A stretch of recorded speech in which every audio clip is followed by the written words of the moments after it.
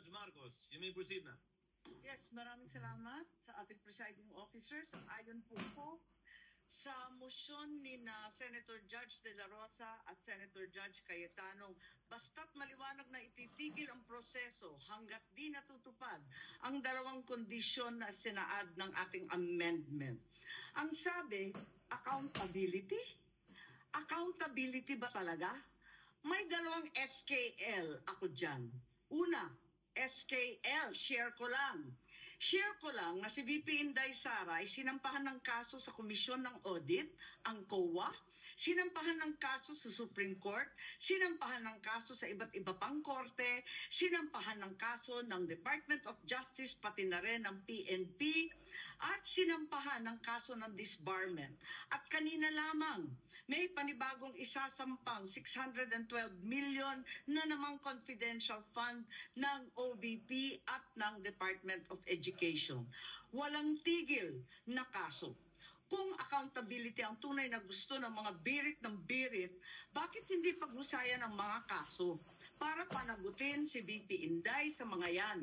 May multa yan, may kulong, if ever mapatunayan. Aba, damang-dama ang accountability kapag ganyan.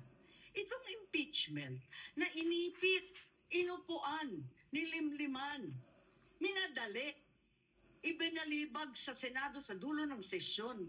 Ito ay ang pinakamaliit na iskinita ng accountability na yan. Itong ipinipilit na impeachment, aminin man nila o hindi, ay para lamang manira ng imahe ng isang publiko at walang uuwian, kundi pag-disqualify kay VP Inday Sara para sa eleksyon ng 2028. Yun lamang ito. Pinahihirapan pa natin ang ating mga sarili. Alam naman nating lahat, tayo at ang sambayanan, hindi accountability ito. Tungkol ito sa pagpigil kay VP Inday Sara para sa 2028. Huwag na tayo mag-production number. Yan ang gustong puntiryahin. Kaya ang pangalawa kong SKL, ikalawa SKL, saan ka lulugar? Kapag umuo ka sa pagpatuloy ng impeachment, magpadala ka sa mga ambisyoso ng 2028. Kapag pinadismiss o pinaremand mo naman, sasabihan kang pinoprotektahan mo si Inday.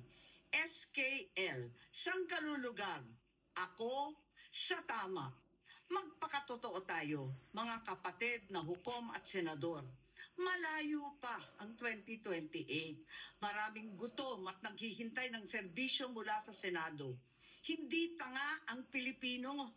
Alam natin ang motibo at tunay na pakay ng mga lulong sa ambisyon at kapangyarihan. Maraming salamat po.